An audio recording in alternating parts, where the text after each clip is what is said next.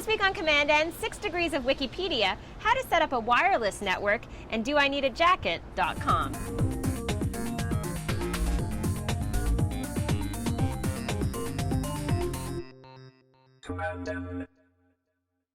Welcome to episode 136 of commandN. I'm Amber. I'm Will Pate. And it is hot and sunny in Toronto. As you can tell, it is finally summertime. Mm-hmm. And we're going to start complaining about the heat, but hopefully not for a few more days. I'm not going to complain. I like the heat, actually. Mm-hmm. It's pretty good. See you later, winter. I know. Goodbye, winter. I'm good with this all year round. That would be just fine. Mm-hmm. All right, let's talk about the tech headlines of the week.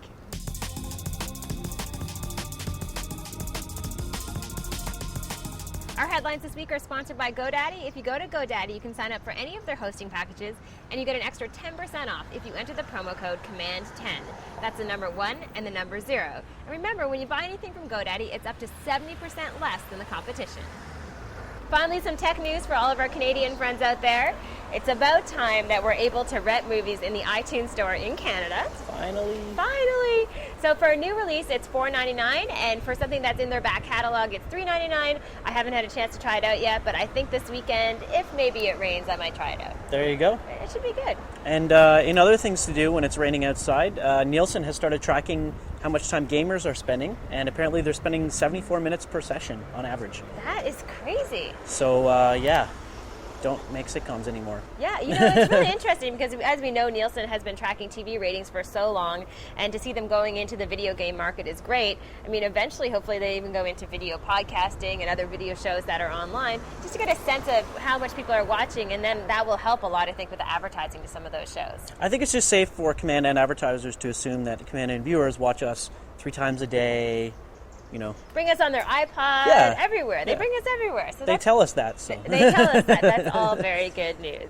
Now, one tool that I use all the time on the web is Gmail. Absolutely love Gmail. Love it. So Google has come out with Gmail Labs. So this is a place where you can go and you can be part of the discussion when it comes to improving features on Gmail. I love it when companies do this, and Google has been one of the best. I'm so happy. I haven't gotten it yet on my Gmail. Did it show up in yours yet? No, it hasn't.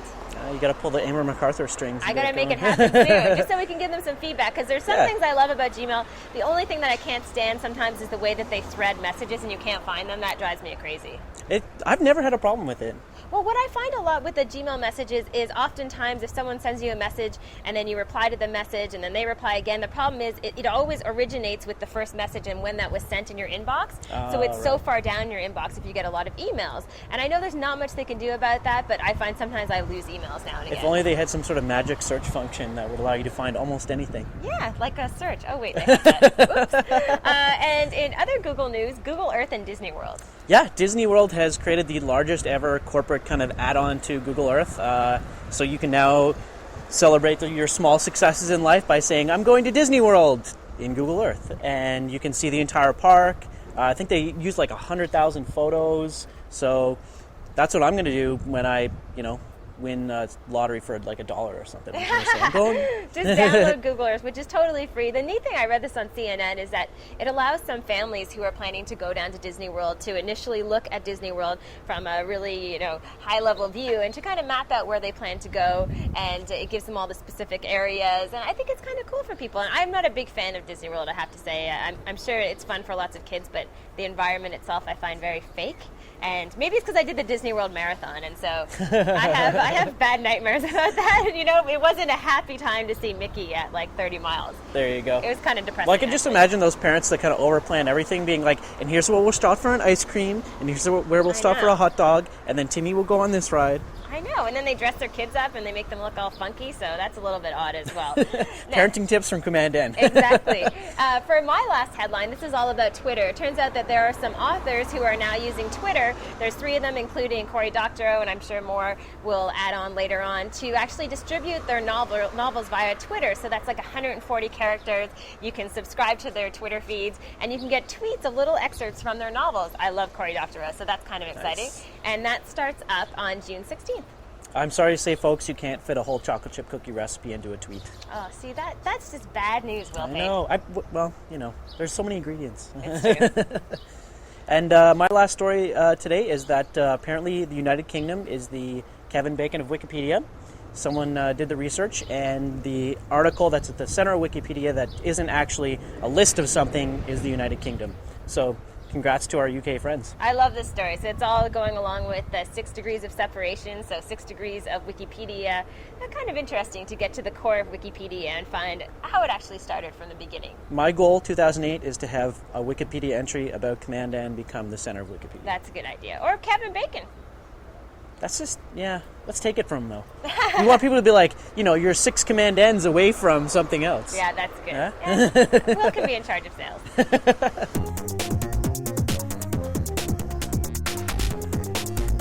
Hi, I'm Jeff MacArthur, and this is the first of a 2-part tech tip about wireless networks. Having a wireless network at your home or office is tremendously useful if you have wireless devices, and today there's no shortage of devices with wireless capabilities. Not only computers, but my Apple TV, my Wii, the iPod Touch, and many, many other devices have wireless capabilities nowadays. So for this segment, I wanted to go over the basics for what you need to create and use a wireless network. First of all, you want to make sure that the computer you want to use on the network actually has a wireless card. Now, most modern laptops have wireless cards built right into them, and you can purchase a variety of inexpensive cards for laptops or desktops that will give them wireless capabilities. You can find these as low as $20 and $30, in fact. Once you've got your wireless devices in order, you want to set up the actual network. This requires a wireless router to receive and transmit the signals and route them to the internet and maybe to other computers and devices on your network. A wireless router will run anywhere from $50 to a couple $100, and the main thing you're probably interested in is the speed by which the router can communicate wirelessly with devices on the network. So you want to look for the term 802.11 some letter, and this is a set of wireless standards, and you want to see what the letter is after 802.11. N is faster than G. G is faster than either of the earlier .11a or .11b, and I wouldn't buy anything slower than .11g if you can even find these devices today. Keep in mind that 802.11n hasn't yet been officially standardized, so it might not be as compatible as .11g. So once you hook your modem up to your wireless router, your modem is getting you onto the internet, the wireless router is transmitting that signal wirelessly, and you're ready to surf. But you should know a thing or two about wireless encryption to keep your data safe, and that's what we'll talk about next time. That's all for now. I'm Jeff MacArthur. Enjoy.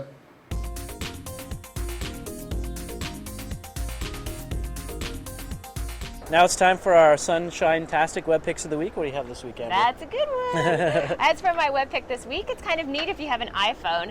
I'm a big fan of the VLC player, which is a free download that you can use on your Mac to watch multiple video formats. It's fantastic. So if you have a Mac, you should definitely download the VLC player. And I just read today that the guy has actually come out with the VLC player for the iPhone. And I think he's tweaking it. I'm sure there's issues with it, but you could try it out if you have an iPhone. And so it allows you to view multiple file formats on the iPhone.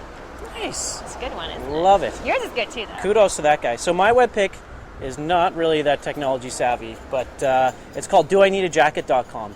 And I love this site because you go there, put in your city, and it just gives you a big yes or no, do you need a jacket? Obviously today it would say no, but I love it because, you go to check the weather, but you don't care what the dew point index is and the humidifier thingy, and then who cares? You just want to know, do I need a jacket when I leave the house, or do I not? I like it. That's a good one. I'm going to try that one out. And today we definitely don't need jackets at all. We barely need clothing. Okay, that was getting a little X-rated. Will's being quiet.